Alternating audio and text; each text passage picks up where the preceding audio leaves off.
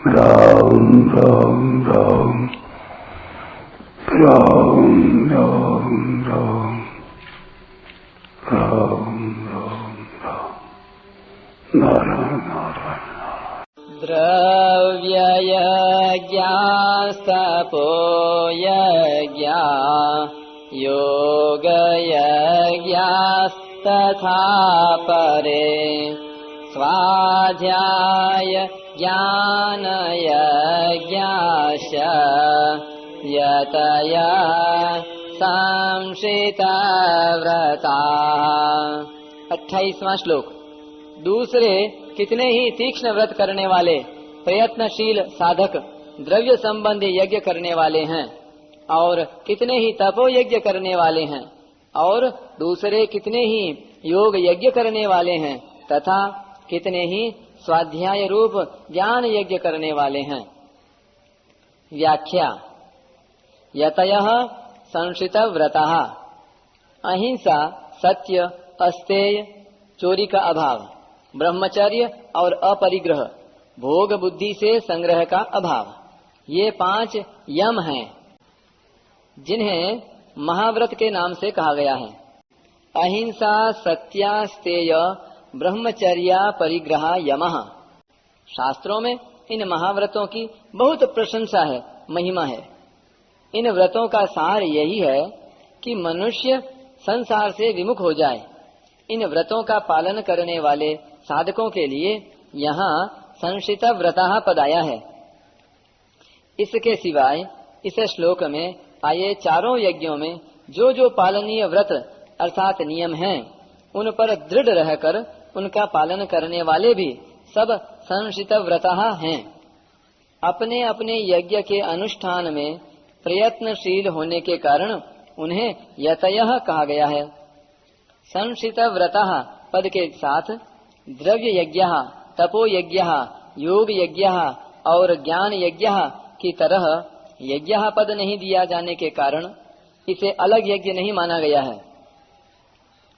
द्रव्य यज्ञ मात्र संसार के हित के उद्देश्य से कुआं, तालाब, मंदिर, धर्मशाला आदि बनवाना, अभावग्रस्त लोगों को अन्न, जल, वस्त्र, औषध, पुस्तक आदि देना, दान करना इत्यादि सब द्रव्य यज्ञ हैं। द्रव्य को अर्थात तीनों शरीरों सहित संपूर्ण पदार्थों को अपना और अपने लिए न मानकर निस्वार्थ भाव से उन्हीं का मानकर उनकी सेवा में लगाने से द्रव्य यज्ञ सिद्ध हो जाता है। शरीर आदि जितनी वस्तुएं हमारे पास हैं उन्हीं से यज्ञ हो सकता है, अधिक की आवश्यकता नहीं है। मनुष्य बालक से उतनी ही आशा रखता है जितना वह कर सकता है। फिर सर्वज्ञ भगवान तथा संसार हमसे हमारी क्षमता से अधिक की आशा कैसे रखेंगे। तपो यज्ञाः। अपने कर्तव्य स्वधर्म के पालन में जो जो प्रतिकूलताएं कठिनाइयां आए उन्हें प्रसन्नता पूर्वक सह लेना तपो यज्ञ है।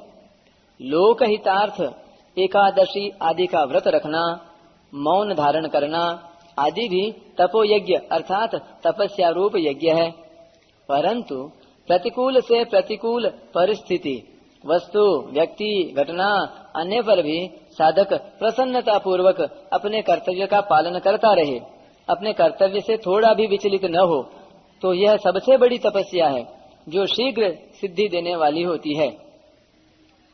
गांव भर की गंदगी, कूड़ा करकट बाहर एक जगह इकट्ठा हो जाए तो वह बुरा लगता है, परंतु वही कूड़ा करकट खेत में पड़ जाए तो खेती के लिए खाद रूप से बढ़िया सामग्री बन जाता है।